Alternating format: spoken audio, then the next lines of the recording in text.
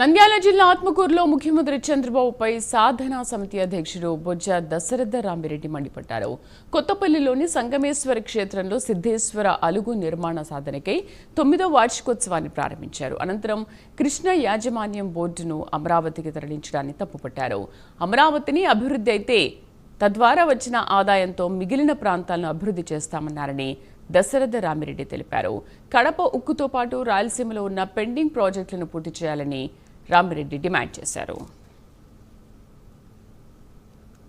కేంద్రం ఖర్చు పెట్టాల్సిన డబ్బులతో ఖర్చు పెట్టాలి, దాన్ని రాష్ట్ర ప్రభుత్వ నిధులతో ఖర్చు పెడుతూ ఈ ప్రాజెక్టులను పక్కన పడేశారు.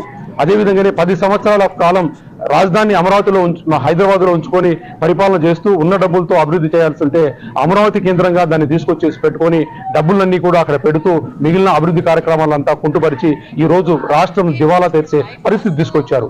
ఈ పరిస్థితి సమాజం అంతా కూడా అర్థం చేసుకోవాలి. ఈ అర్థం చేసుకుని పాలకుల మీద ఒత్తిడి పెంచే దిశగా కార్యక్రమాలు చేపట్టాల్సిన అవసరం ఉంది.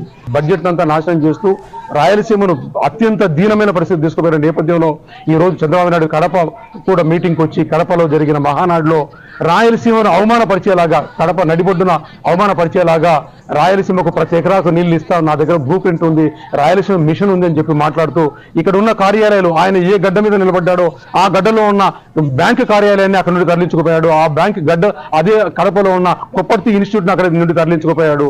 అవమానకరిచే పరిస్థితుల్లో తీసుకుపోతున్న ఏ రాజకీయ నాయకుడు నోరు మెరపలేదంటే